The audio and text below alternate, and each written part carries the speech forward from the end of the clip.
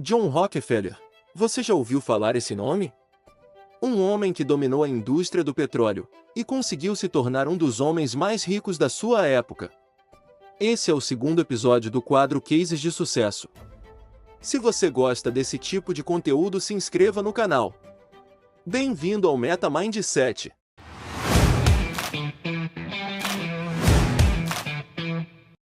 A vida de John D. Rockefeller, o magnata, o monopolista e o filantropo.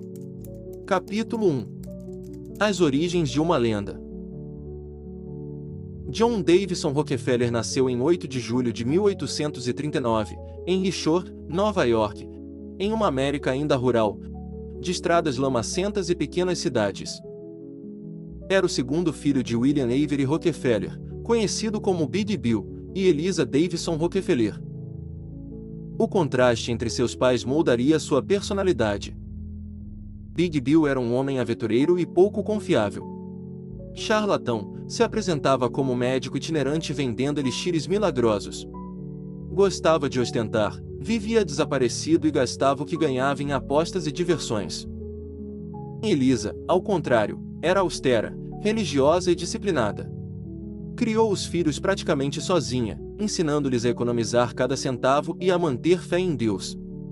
Esse ambiente contraditório forjou um jovem ambicioso, que aprenderia tanto a astúcia comercial do pai quanto a ética da perseverança da mãe. Desde criança, John se destacava. Aos 7 anos já mantinha uma pequena poupança, aos 12, emprestava dinheiro a vizinhos cobrando juros de 7%, prática que chamava de seu primeiro negócio.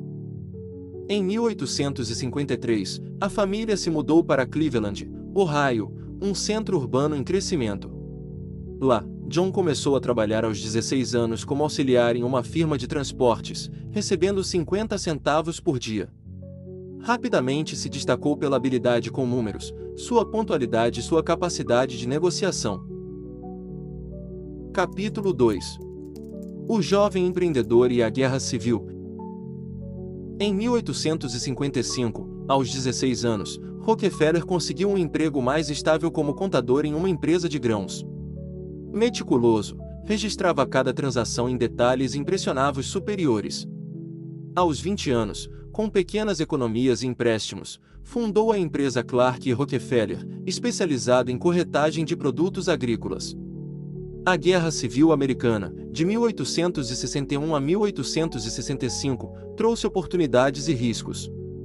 Enquanto muitos comerciantes se lançavam em negócios especulativos e arriscados, Rockefeller manteve o foco em contratos sólidos e margens seguras. Sua filosofia já era clara: melhor crescer devagar e com segurança do que perder tudo na pressa de enriquecer. Foi nesse período que o petróleo surgiu como nova fonte de riqueza.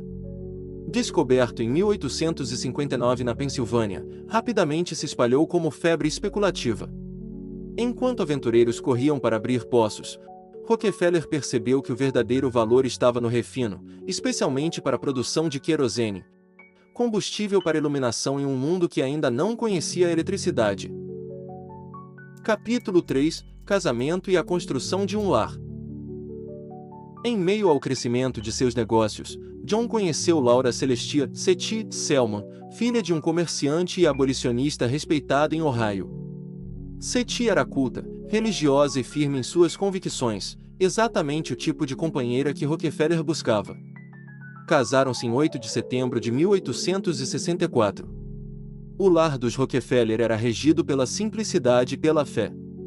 Mesmo quando a fortuna se multiplicava em cifras inimagináveis, a família vivia sem ostentação. John acreditava que seus filhos deveriam aprender disciplina e nunca se deixar corromper pela riqueza. Tiveram 5 filhos. A primeira, Elizabeth Rockefeller, de 1866 a 1906, casou-se com Charles Strong, mas morreu jovem, vítima de complicações de saúde.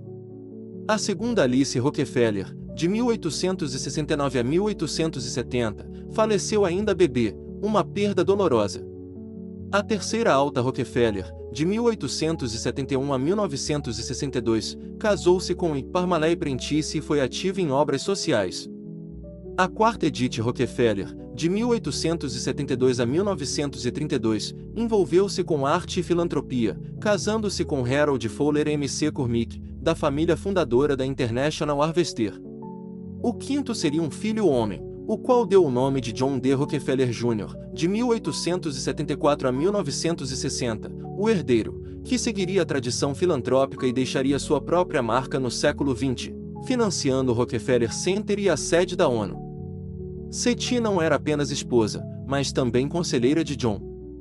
Compartilhava sua fé religiosa e o incentivava a usar sua fortuna em causas de impacto social. Capítulo 4. O nascimento da Standard Oil. Em 1863, Rockefeller investiu em uma refinaria em Cleveland com Samuel Andrews, um químico experiente. O negócio cresceu rapidamente. John aplicava sua obsessão por eficiência em todos os processos, eliminava desperdícios, reaproveitava subprodutos, como a gasolina, que inicialmente era descartada, e reinvestia quase todo o lucro na expansão. Em 1870, fundou a Standard Oil Company, marco inicial de seu império. Seu método era claro: encontrar concorrentes menores ou forçá-los a vender através da pressão de preços. E negociar tarifas secretas com as ferrovias, garantindo fretes muito mais baratos que os rivais.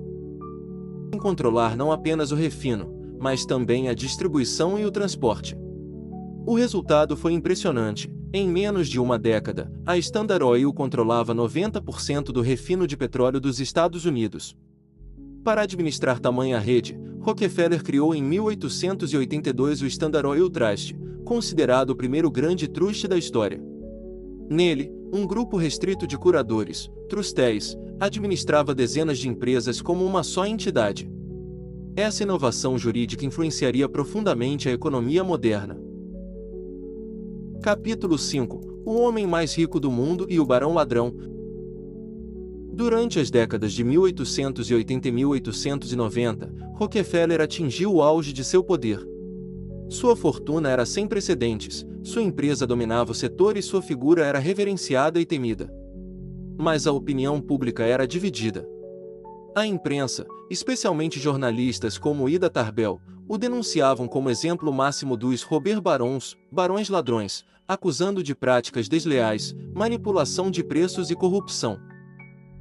O nome Rockefeller se tornou sinônimo tanto de poder quanto de abuso econômico. Apesar disso, seus defensores viam nele um homem que trouxe ordem a um setor caótico, reduziu preços do querosene, popularizou o acesso à iluminação e ajudou a industrializar os Estados Unidos. Capítulo 6. O fim do monopólio e o aposentado rico. Em 1897, Rockefeller retirou-se da gestão diária da Standard Oil. Sofria de queda de cabelo devido ao estresse e buscava uma vida mais tranquila, dedicando-se à família e à filantropia. Entretanto, sua empresa enfrentava crescente pressão do governo. Em 1911, após anos de batalhas judiciais, a Suprema Corte decretou a dissolução da Standard Oil em 34 companhias independentes. Entre elas nasceram gigantes modernas como ExxonMobil, Chevron e ConocoPhillips.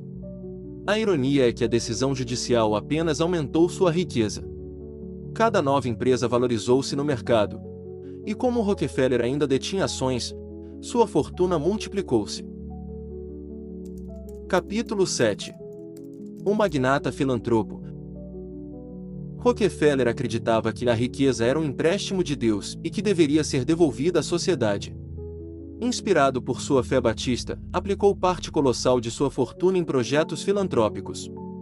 Algumas das maiores realizações. A Universidade de Chicago, 1890, transformou a instituição em referência mundial em pesquisa. Em Rockefeller Institute for Medical Research, 1901, berço de descobertas que salvaram milhões de vidas. Em Rockefeller Foundation, 1913, financiou vacinas, combateu a malária e promoveu a educação global. Ao todo, doou mais de 540 milhões de dólares, equivalente a dezenas de bilhões hoje, tornando-se o maior filantropo de sua época. Capítulo 8. Os últimos anos. Na velhice, Rockefeller viveu em suas propriedades de Pocantico Hills, Nova York, e Ormond Beach, Flórida. Adotava um ritmo simples, caminhava pelos jardins, jogava golfe, Cuidava de aves em suas fazendas e recebia visitas ocasionais dos filhos e netos. Apesar de sua reclusão, continuava sendo uma figura pública de interesse. Jornais publicavam imagens suas distribuindo moedas a crianças, hábito pelo qual ficou conhecido. Em 23 de maio de 1937, faleceu de arteriosclerose, aos 97 anos, cercado pela família. Viveu quase um século, atravessando 12 presidências americanas e testemunhando a transformação dos Estados Unidos em potência mundial, transformação da qual ele próprio foi um dos principais artífices. Capítulo 9 – O legado imortal. John D. Rockefeller deixou um legado imenso e paradoxal. Foi um monopolista implacável, que esmagava concorrentes sem piedade. Mas também um filantropo visionário, que criou instituições educacionais e científicas ainda ativas. Seu filho, John D. Rockefeller Jr., expandiu esse legado, doando terrenos para a sede da ONU, financiando a restauração de parques nacionais e construindo o Rockefeller Center, ícone de Nova York. Até hoje, o nome Rockefeller simboliza poder, riqueza, influência e também responsabilidade social. Essa foi a história de hoje. Muito obrigado por ficar até o final. Curta e deixe um comentário, será muito bom poder contar com seu engajamento. Clique em algum dos botões para continuar assistindo nossos vídeos.